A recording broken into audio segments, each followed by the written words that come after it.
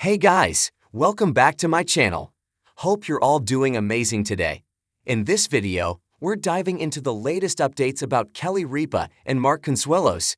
You don't want to miss this. So make sure to stay tuned till the end, and don't forget to hit that subscribe button.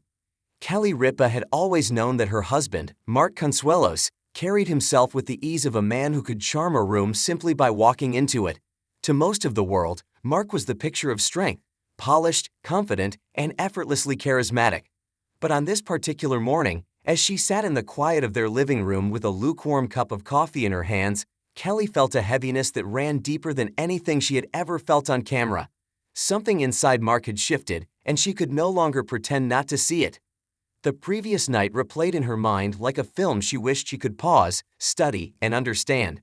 Mark had stood at the kitchen counter long after the dishes were put away, long after the kids had gone to their rooms, long after the city outside settled into its midnight rhythm. He didn't say much. He barely said anything at all. He had simply stared down at a letter in his hand, the edges crumpled from the pressure of his grip. Kelly, sensing the quiet storm brewing inside him, approached carefully. "Mark," she said gently, "you're scaring me. What's going on?" He didn't look up. Instead, he slid the letter across the marble surface toward her and whispered, "I didn't want to tell you yet. I didn't want to tell anyone, but I guess it's time." Now, in the early morning light, Kelly replayed those words. Time for what? Time to face what? She hadn't been able to sleep after reading the letter. The ache in her chest was still there, matching the weight she saw in Mark's eyes. When Mark finally walked into the room behind her, there was no morning brightness in him. Just a quiet calm that didn't feel like peace, it felt like surrender. Kelly turned to him. "We can't hide this anymore." He sighed and sat beside her, his shoulders slumped in a way that made him look like he was carrying the world. "I wasn't hiding it. He paused, struggling for words. "I didn't want to burden you." Kelly reached out and took his hand. "You're my husband, you're never a burden." Their fingers intertwined, but the silence between them spoke louder than any confession. She squeezed his hand again, grounding herself as the weight of what she was about to reveal settled heavily over her. When the time came for the taping of Live with Kelly and Mark, there was an unusual stillness in the studio. Cameras were positioned, producers hovered, and the usual chatter of the crew hummed softly in the background. But Kelly sensed everyone watching her more closely than usual. They could tell something was different. They always could. "Whenever you're ready," the floor manager signaled. Kelly inhaled slowly. Mark sat beside her, quiet, supportive, but clearly tense. She could feel the tightness in him even without looking. The familiar theme music played. The audience applauded. The cameras rolled. Kelly smiled, only this time the smile felt fragile. "Good morning, everyone," she began, her voice steadier than she felt. "Today's show is going to be a little different." Mark looked at her, surprised but trusting. She continued, "There's something deeply personal that our family has been dealing with, something Mark has been carrying for a long time, and he's given me permission to talk about it today, because we know that sometimes sharing pain can help someone else feel less alone." There was a shift in the room. Even the usually boisterous audience grew quiet. Mark took a breath, as if trying to steady himself. But Kelly gently placed a hand on his, signaling that she would carry the moment for both of them.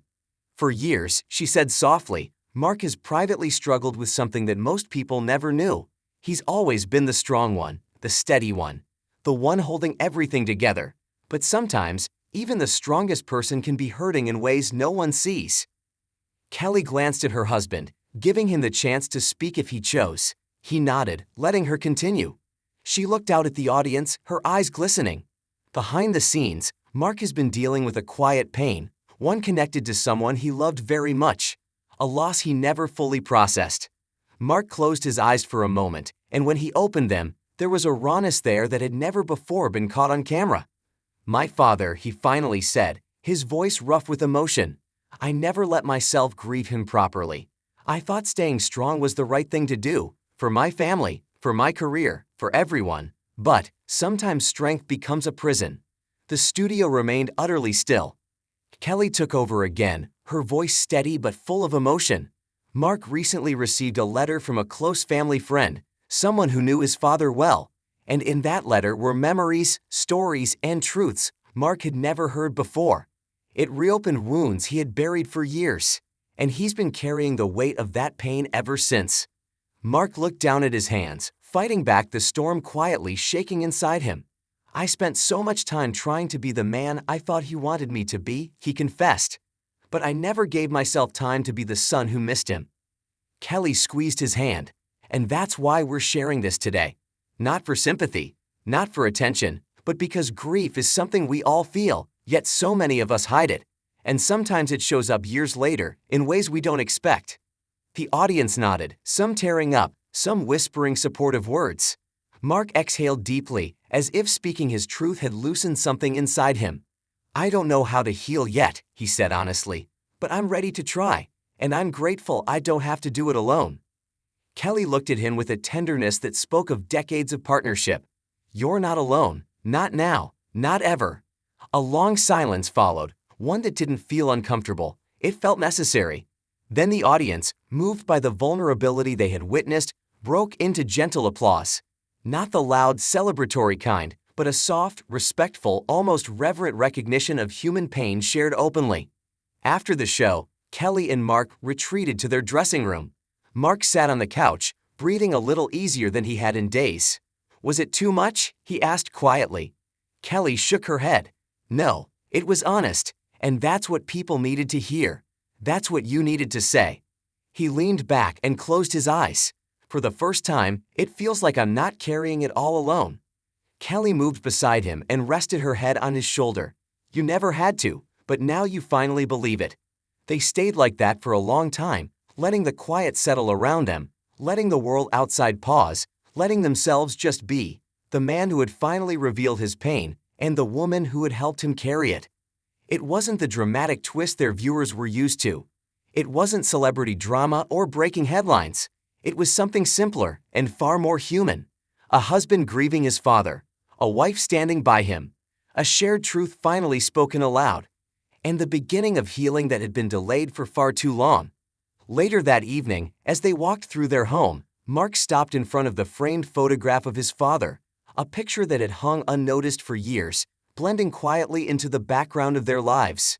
This time, he reached out and traced the outline of his father's face with gentle fingers. I miss you, he whispered.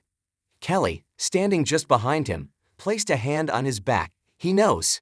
Mark turned to her, eyes soft but no longer burdened by the secret weight he had carried alone. Thank you for helping me say it. Kelly smiled. Thank you for trusting me to share it. For the first time in a long time, the heaviness lifted, not entirely, but enough to breathe, enough to hope, enough to begin again.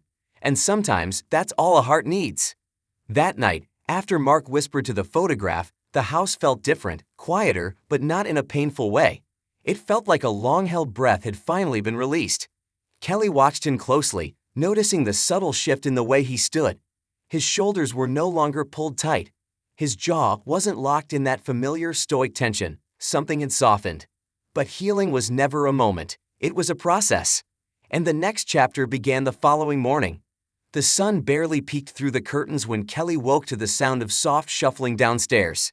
She reached over, expecting to find Mark beside her, but the space was empty.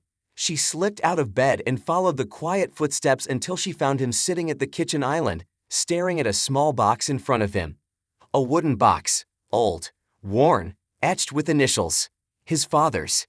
Kelly stopped in the doorway. You found it. Mark didn't look up at first. I didn't even realize I kept this. It was buried in the attic, under things we haven't touched since we moved here. His voice was distant, but not numb, more like he was sifting through memories as he spoke. Kelly approached slowly. Do you want to open it together? He hesitated, then nodded. When she sat beside him, he took a steadying breath and lifted the lid. Inside were pieces of a life Mark had tried to move past, small, personal, meaningful. A faded baseball his father had caught at a game when Mark was 7. A stack of old photographs bundled together with a rubber band. A scratched wristwatch that hadn't ticked in years. And at the very bottom, a folded piece of paper. Mark stared at the last item but didn't touch it. Kelly placed her hand over his. Whatever it is, you don't have to face it alone. Mark swallowed hard. I know. That's why I'm finally ready.